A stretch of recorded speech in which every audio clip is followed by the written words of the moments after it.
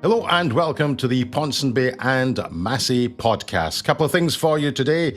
The latest Scottish opinion poll from Sky News makes very, very interesting reading. We're also going to look at the consequences for the Scottish Tories and the SNP should those figures bear out on polling day. And then we're going to consider the last Starmer-Sunak debate, and then keep one eye with what's been happening over the pond and some dramatic fallout from last night's debate between President Joe Biden and Donald Trump. But first of all, to that Sky News poll, the figures: Labour 35%, SNP 29%, Conservatives 11%, Reform UK 8%, Greens 5%. Electoral calculus, they're saying that if that's transferred into seats, it would give 33 Labour, 19 SNP. The Tories would be in wipeout territory, a repeat of 1997. Liberal Democrats, 5 seats. Alex, another interesting poll. Well, yes, very interesting, particularly with regard to the fate of the Scottish Conservative and Unionist Party. I think there are a number of caveats that need to be put in place yet again with some of these polling, some of these projections. In certain respects, this poll doesn't tell us anything we didn't already know, that it's pretty close between Labour and the SNP nationwide, with Labour probably having a small 3 to 4 point lead. And that is consistent with lots of other polling. The Reform vote at 8%, I think, is interestingly high in this. But of course, all of these things come with a degree of a margin of error. So, it could actually be, 4 or 5% for Reform, which I think is perhaps a more likely outcome on polling day itself. The difficulty, I think, comes with the projections of some of these seats. And we see this with some of the other MRP polling that's been done, where I think the models that are used for this have a difficulty with Conservative-held seats in rural Scotland, and they treat them as though these are just the same as rural seats in England with similar demographic profiles and so on. And I think that is a mistake. There was a poll for The Economist came out, which had Labour, not the SNP, but Labour winning Berwickshire, Roxburgh and Selkirk, taking John Lamont's seat. It had Labour also winning David Mundell's seat next door in Dumfriesshire and Clydesdale. And it also had Labour winning West Aberdeen and Kincardine, which was a seat in which Labour lost its deposit in 2019. And I actually had an exchange with one of the Economist journalists and so on, where I perhaps was a little bit a bit of a two-footed tackle, and I suggested that these findings were weapons-grade horse shit, which he took some exception to. But he came back and said that in their MRP poll, which had a UK sample of around 20,000 people, in Berwickshire, Roxburgh, and Selkirk, their findings there were Labour 45%, SNP 23%, Conservatives 23%, and that is just impossible. That he said this was a surprising result. I suggested it wasn't surprising; it's insane. But it turns out that that's a sample of maybe 30 to 40 people, and that is problematic when it comes to some of these rural constituencies. I couldn't agree more, and I think that we will both say that these 3 constituencies, which in that poll were down as Labour, that ain't going to happen. Both Ponsonby and Massey will put their reputations, such as it is, on the line and say Labour are not going to win any of these 3 seats. But interestingly, in the poll, and Alex has given you the caveat in relation to rural constituencies, for me the interesting thing is that it's not about getting hung up on any one poll. It's what the trends say. And every opinion poll that we have had in Scotland since Rishi Sunak called the general election, there have been 2 polls, one for STV and one for the Scotsman, where the percentage share for Labour and the SNP has been tied. On every other poll, Labour have a lead, sometimes a good lead. And the trend before the election was called was that Labour were actually ahead in every poll. You would have to go back to January of this year to find a poll where the SNP were ahead. So we know from that it's going to be a good night for Labour.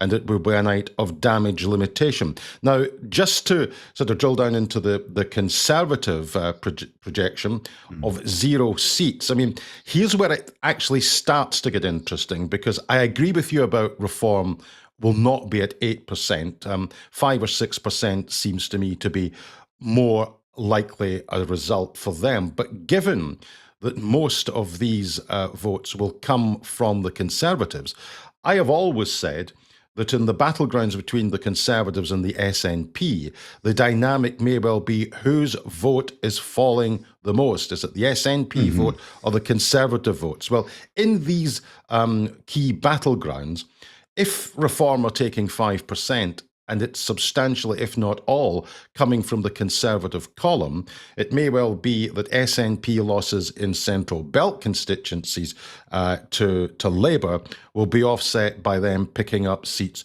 which are notionally Conservative at this election. So I think, we know that the intervention of Reform is having a big impact south of the border. It is turbocharging a Labour landslide south of the border. It may well be that this time next Friday that the Conservatives in Scotland will be saying we could have held seats if it wasn't for Reform's intervention. And there's also the question of what happens with Douglas Ross, obviously, who's standing in North Aberdeenshire and was it Murray East, the old Banff-and-Buchan constituency, or most of it is that. And you speak to Conservative MSPs, and they say, a number of them are saying that they think that Douglas Ross's decision to knife David Duguid and stand himself, breaking his promise that he would going to just concentrate on Holyrood and stand down from being an MP in the House of Commons, they think that all of this shenanigans has helped cost the Conservative Party that seat. Now, they may be wrong about that, but I think that is the most vulnerable of the Tory-held seats at present. And Douglas Ross, who makes no bones about preferring life in the House of Commons to life at Holyrood, is going to find himself, I think, quite possibly in the position of being a Holyrood backbencher. The worst of all possible outcomes for him, perhaps, and an entirely self-inflicted piece of political folly. And that then has all sorts of implications for the Conservative Party, which is going to have a leadership contest for which it isn't really, I think, ready, and is going to have it at a time that isn't ideal, because a lot is going to depend on what happens south of the border as well, where there is clearly going to be a Conservative leadership contest pretty soon as well. And, so they do not have their troubles to seek. No, and I think the issue in that particular constituency is that I always feel that if voters feel that they are being played, it doesn't work well for a candidate whom the voters think is attempting to play them. Now, notwithstanding Douglas Ross, in a sense, had a territorial claim in that constituency, he was only parachuted in there after they effectively deselected a man in his sickbay. Now, the optics of that do not look good. And when voters think that they are being played by the party machine, sometimes they decide to exact their revenge. I mean, many, many years ago, Ian Sproat, who was the Conservative Member of Parliament for Aberdeen South, decided to decant from the North East, went to the borders, was hoping to get in Roxburgh and Berwickshire, and Archie Kirkwood triumphed in the seat, I suspect in part because people looked at Mr. Sproat's candidacy, thought he's a bit of a carpetbagger, he's come here to play us.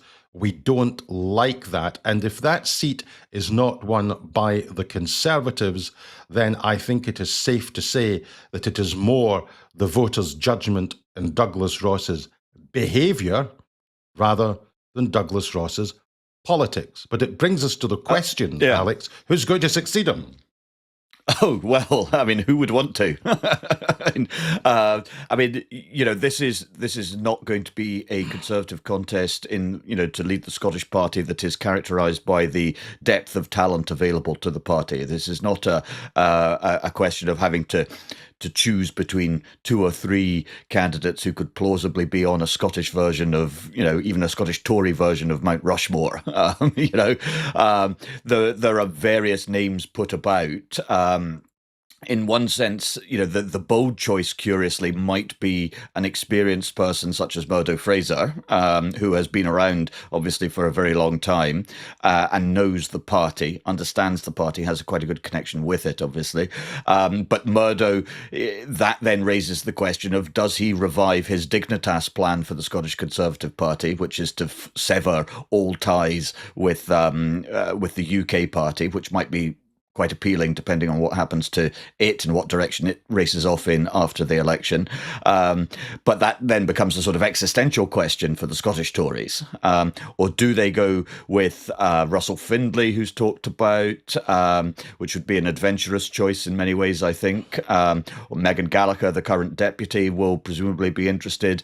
There are various other backbenchers, Liam Kerr, perhaps, Jamie Green, who really dislikes the party as it currently is under Douglas Ross, might be interested, although I'm not sure how much purchase he has with them, with what's left of the membership. But just running through those names and so on, you see that there are no obviously attractive or compelling options to them. I think the other interesting thing is that I think that whoever decides to run, it will not be a leadership contest which will be marked by the kind of, frankly, ideological divisions that we're likely to get south of the border after Mr. Sunak is forced into resignation next Friday. And of course, there's now a big question mark over whether or not the electors in North Yorkshire are going to return him to the House of Commons. But I think what we are likely to get in terms of the UK leadership is a fairly straight sort of left-right divide where maybe Kemi Badenoch from the right and Tom Tugendhat from the sort of One Nation tradition may well slog it out. But post next Friday, there's going to be a monumental division in the Conservative Party south of the border, which will be completely and utterly one which will be ideologically driven, and where the elephant in the room will be Nigel Farage, who will probably drag them to the right. Now, specifically in Scotland, I think the dynamic will be a bit different. Certainly of the names that you have mentioned there, I mean, Murdo Fraser is, if I can put it this way, an old school Thatcherite. And I doubt that some of the newer members of the Conservative group at Holyrood would know what an old school Thatcherite is. But I think a lot of the debate in the leadership contest in Scotland will be around this relationship with the party south of the border, because if they do go down to zero, they will ask themselves a simple question. Was the defeat in Scotland, made by the Scottish Conservatives at Holyrood, or was the defeat actually made at Westminster? And therefore, do we have to find a different way of doing our politics? I have to say, whoever replaces Douglas Ross, I think we would be hard pushed to say that whoever emerges is a political heavyweight. Oh, absolutely. But as you're absolutely right. I think that an awful lot is going to depend on what happens south of the border, and it's very difficult, I think, to speculate on that at present, because we know that the Tory ship is headed for the rocks. That there is going to be an almighty shipwreck, but we don't yet know the identity of the survivors, and that is clearly going to have a major impact. For instance, somebody like Penny Mordaunt, her seat in Portsmouth is in jeopardy. If she survives, however, I would have thought that she has a plausible claim to be the next leader of the Conservative Party. Kemi Badenoch's seat is unusually safe, her seat in northwest Essex. So she is going to be a contender, certainly. But there are going to be all kinds of unpredictable outcomes, and the Conservative Party would, I think, be well served if Rishi Sunak said, well, I'm actually going to stay on as leader of the party at least until the end of this year, give the party time to consider its options, not be rushed into making a change. If you think back to, say, 1997, William Hague becomes leader at just the worst possible time for him, the wrong time in his political career for him, and that's an example that I think potential leaders should bear in mind as well for their own own longer term interests? Is this actually the time you want to take over the Conservative Party when it is in ruins? I'm not sure that this is the right time for anyone really to be leading the Conservative Party. But Sunak's duty to the party, I would suggest, is to hang on for a while, to allow a sort of taking stock after the election and not rush into things. But that doesn't tend to be the way things are done these days. There is one astonishing factor in this election, and that is that the governing party, or some members of the governing party, before a vote has been cast, before a vote has been counted, are already looking to the other side of the election. And they're looking at the other side of the election from the perspective that they go down to an historically bad defeat. Some people, indeed, are already debating what they do in opposition. Now, normally, the rule of thumb in politics is that if you know you're losing, don't actually admit to it until you actually get to the count, and you then have to give a line to explain away what's happening. But there are now Conservatives who are conceding effectively that it is lost, that they're going to go down to an historical defeat. We see David Frost in the Telegraph today basically saying this is not only on Sunak, this is on everything that has happened since 2010. It's all on Cameron. It's all on the new Conservatives and all of this. And he's effectively calling for a realignment of the right, what he calls a big tent conservatism, which would include people like Nigel Farage. Interestingly, the kind of people that he doesn't want in his big tent are people that come from the one nation tradition within the Tory party. And it may well be, of course, that depending on who is elected, but most of the work that has been done would suggest that the most likely Conservative MPs are not going to come from the hard right of the Tory party, which is why, in my view, that a civil war of sorts is inevitable. They almost need this cathartic experience to decide once and for all where they're headed. And I suspect where they're headed is onto the kind of terrain which could make them unelectable. Absolutely. I mean, strikingly absent from the list of people who have contributed to the Conservative Party's current malaise was David Frost himself. I mean, Brexit is the thing that has actually, in many ways, ended up breaking the Conservative Party and breaking its connection with the electorate. It's been a sort of slow motion disenchantment, but it is real, and in conjunction with all sorts of other things. Obviously, Boris Johnson, the handling of COVID, the calamitous Liz Truss experiment. All of these things effectively left Rishi Sunak without much of a chance before he even became Prime Minister. Really, we have been waiting for this reckoning ever since Sunak became Prime Minister. And now it is upon us. And you're absolutely right. I think that the Conservative Party is going to be quite a story as we go forward. We are obviously going to spend a lot of time maybe next week talking about what the Labour Party is going to do once it's in government. But right now, that is the sort of quiet, slightly dull, certainty. And so the Conservative psychodrama is much more sort of lurid and colourful, and so therefore invites plenty of attention itself. But we will get back to Labour in due course. The Conservative Party, this is, in the end, reckonings of this sort are deserved. Individual voters can be very strange creatures, but collectively, when the electorate makes up its mind and so on and delivers this kind of withering verdict, it does so for a good and powerful reason. And, there are plenty of Conservatives who quietly acknowledge that, even if, Lord Frost is perhaps not among those that number. Indeed. And of course, for the SNP, it will be an evening of damage limitation. I think we both agree that it's a clear fight for first place between Labour and the SNP. We should, we don't need to sort of dwell on it, because the fallout from the election is probably not going to be as cathartic for the SNP as it is for the Conservatives. But nevertheless, there will be a fallout of sorts. And, if the SNP end up with 32, 33% of the vote, when Support for independence is running at 45, 47, 48%. People will say, well, there is a deficit in numbers which can be explained away by the record of the Scottish government. So I think that there will be there are a number of points or questions to answer. Will John Swinney's leadership be under any pressure? My judgment is that it won't, because he's just in the job. Although the problem will be, and all UK governments have a honeymoon period. I don't think the honeymoon period for Starmer will be long, but let's say he gets sort of 6 or 7 months. That takes us to early in the new year.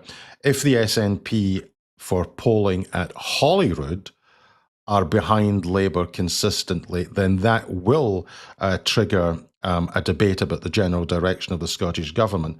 But secondly, and perhaps the biggest fallout from a poor SNP performance on Thursday is not so much John Swinney's leadership, it's where it leaves the independence movement. And I think it's always, and I always come back to this point, the Yes movement is not the SNP. The Yes movement is much broader than simply the SNP. There will be people who will say that the real legacy of Nicola Sturgeon and Humza Yousaf's period in office is that the independence issue has been buried.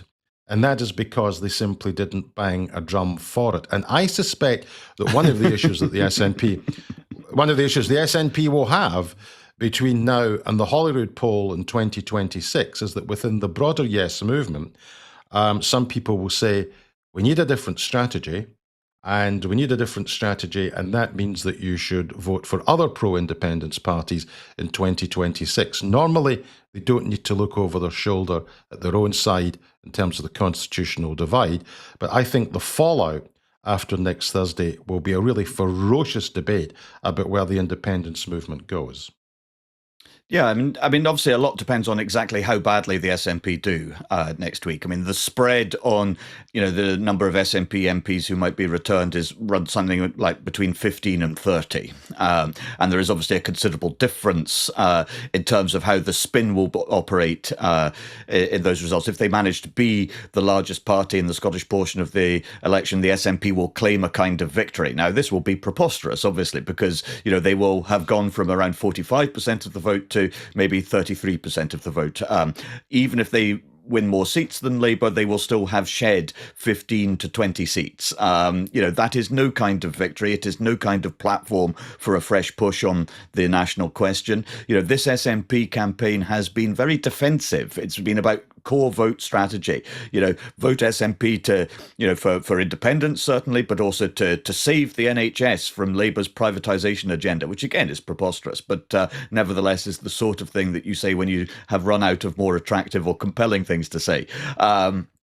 The SNP have again sort of pivoted back to this thing of, Labour are just red Tories. There is no functional difference between Labour and the Conservative Party. And it's true, obviously, as the Institute for Fiscal Studies, amongst others, have noted, that both the Conservatives and Labour have been in a kind of denial or almost a conspiracy of silence about some of the larger fiscal questions that face the United Kingdom over the next few years. So that is certainly true, and it's reasonable for the SNP to point that out.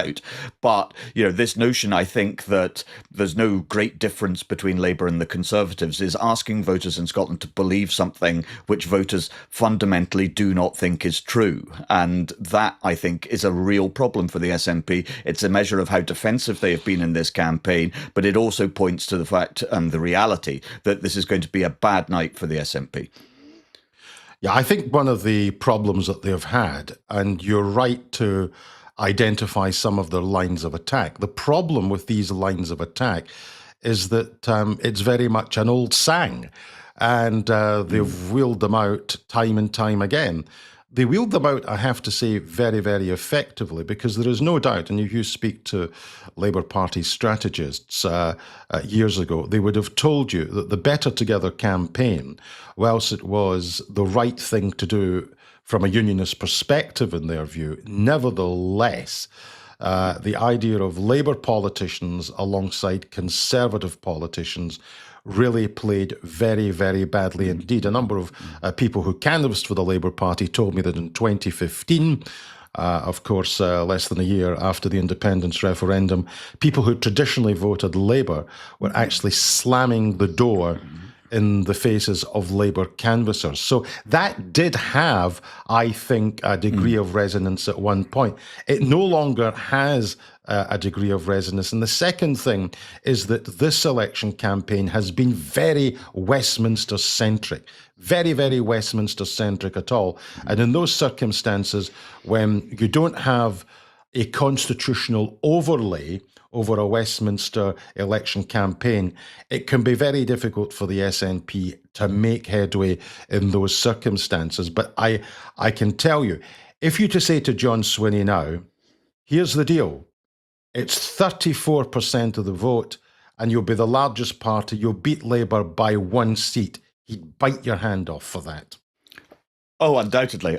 But you're absolutely right. The hostility towards Labour has reduced. I was in East Renfrewshire a couple of days ago, and Labour Party organiser there was recalling how at previous elections and so on, she recalled being chased down the street by an SNP supporter, shouting and screaming at her and complaining. And the reason for this was because Labour's election leaflets had been printed in England.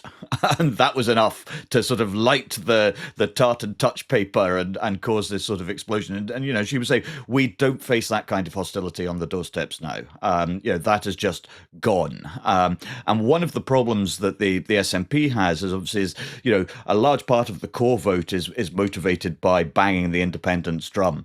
But amongst the electorate as a whole, there is a weariness with constitutional wrangling. We have had a dozen years of that in Scotland now, for better or for worse. And, it's not just the Scottish question, it's when you overlay Brexit on top of that and so on. There is a palpable desire for a return to what might fondly be considered normal politics. And that means parking the national question for a while. If there was overwhelming demand for a referendum at some point in the next 2 or 3 years, then matters would be very different. But it is quite clear that there isn't. And you can get opinion polls that will suggest that people say they accept, yes, of course, at some point in the future, we may have to ask and answer the question again. But when you say to people, does that mean you would like one next year or right now? They say, hell no.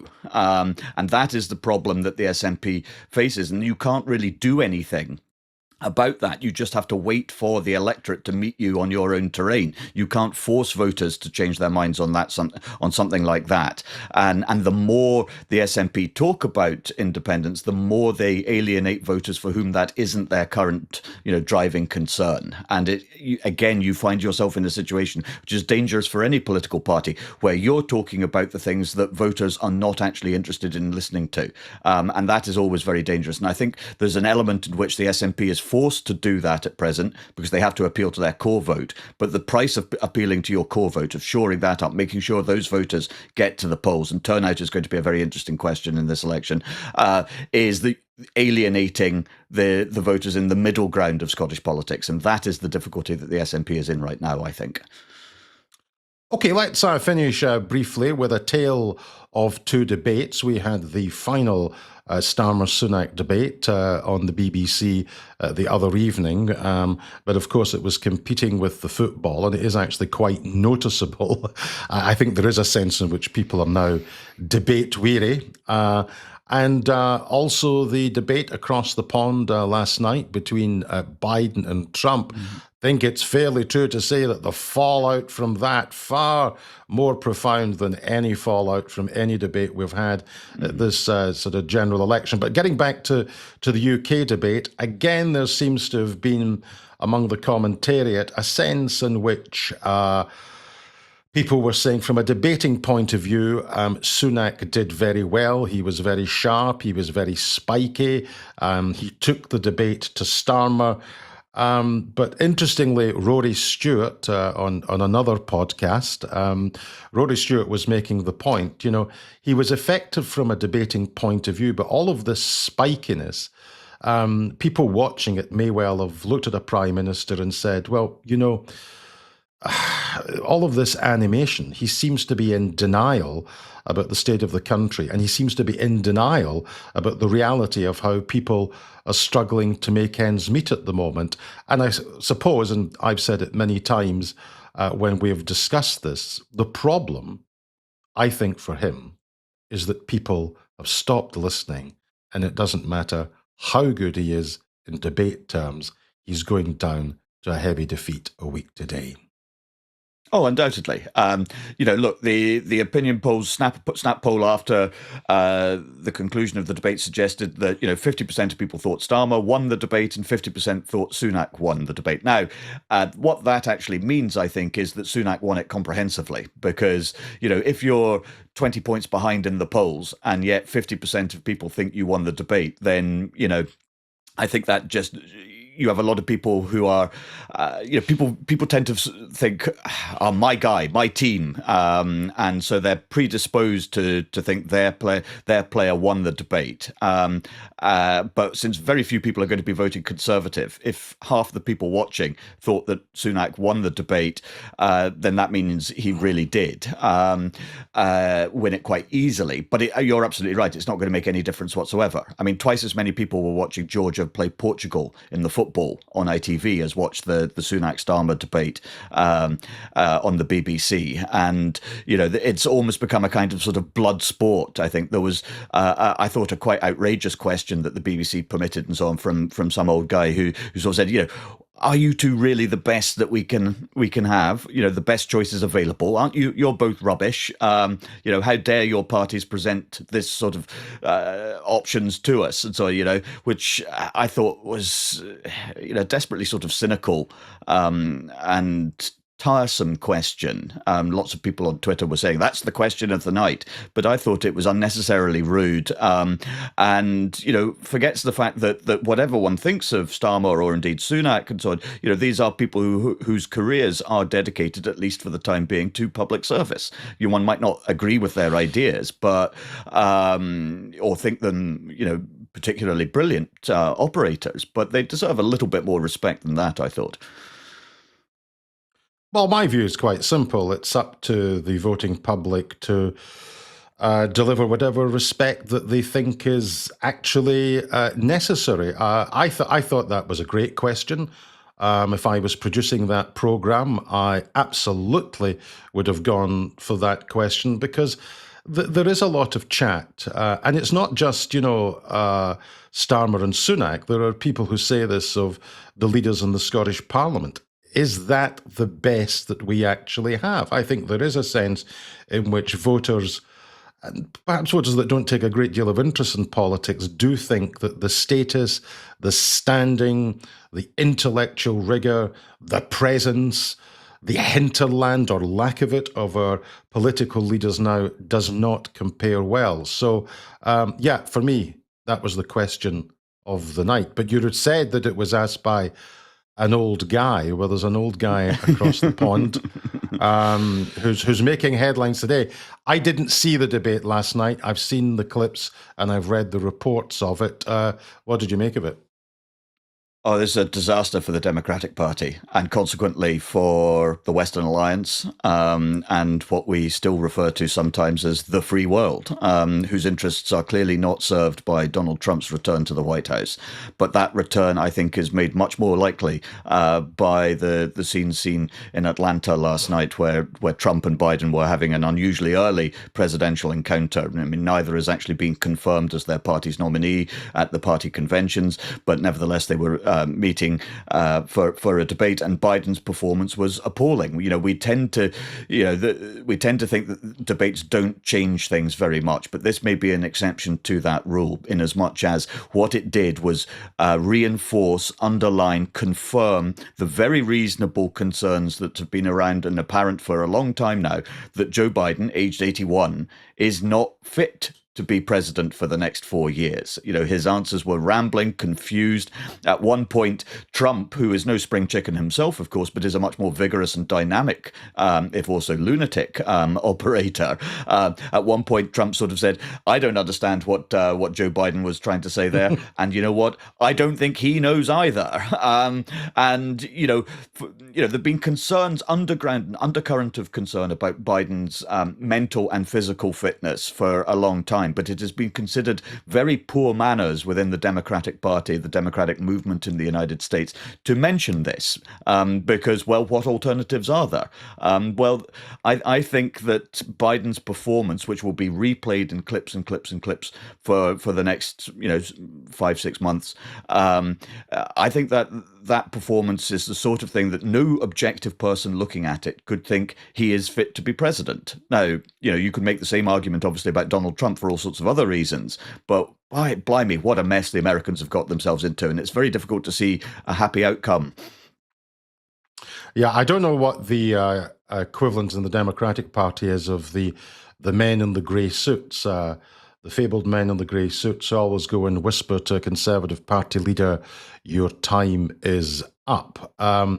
He might be difficult to be got rid of because, of course, during Obama's presidency, Biden's role was really one of enforcer in Congress. Now, he's not the kind of enforcer that LBJ was, but nevertheless, his stranglehold on elements of the Democratic Party run deep. So if he is going to be binned, and let's face it, he'll have to be persuaded to stand down, it's going to come as a result of people who have been very, very, very loyal lieutenants to him, going to him and saying that it is the ultimate sacrifice for any American to respect the position and the office of President of the United States, to respect that it is the executive branch of government, and the ultimate thing that you can do for the country in the interests of the country and in the interests of the party is to stand down. But, this debate about his fitness for office and his age and all of the gaffes, and, there's now an encyclopedia full of gaffes on his watch. Everything says he is very, very stubborn and very loath to stand down. Absolutely. And, it's going to be an extraordinary election campaign in the United States. If Biden can't be persuaded to stand down and allow the Democratic Party to choose a new candidate, presumably not Kamala Harris, the vice president, who is herself extremely unpopular, the party would then have to choose a new nominee at the convention, which would be a spectacular journalistic event, going back to the days of brokered conventions and so on. And so we should acknowledge that from a media point of view, from a journalistic point of view, that's something to be desired in certain respects. But fundamentally, the American election is in many ways much more important, obviously, than even this UK election for this country too. And the implications of Trump's return to the White House are not good, shall we say, for NATO, for transatlantic relations, for the war in Ukraine, for a whole range of other issues. And so it is disconcerting, to put it mildly, I think, to see the pickle in which the United States has got itself in. And, for all that people might deplore the choices available at this British election between Rishi Sunak and Keir Starmer, blimey, it's a hell of a lot better than the choices available to our American cousins in November. Agreed. And this is something we will come back to on future podcasts, taking a closer look at what's happening in the United States. Do remember to get in touch by email. It's ponsonbymassey@gmail.com, ponsonbymassey on X. The next episode, we're going to do a rather interesting podcast on what to look out for on election night. So that'll be with us in the next couple of days. Watch out for it, but for the time being, from me, it's goodbye. And it's goodbye from me as well.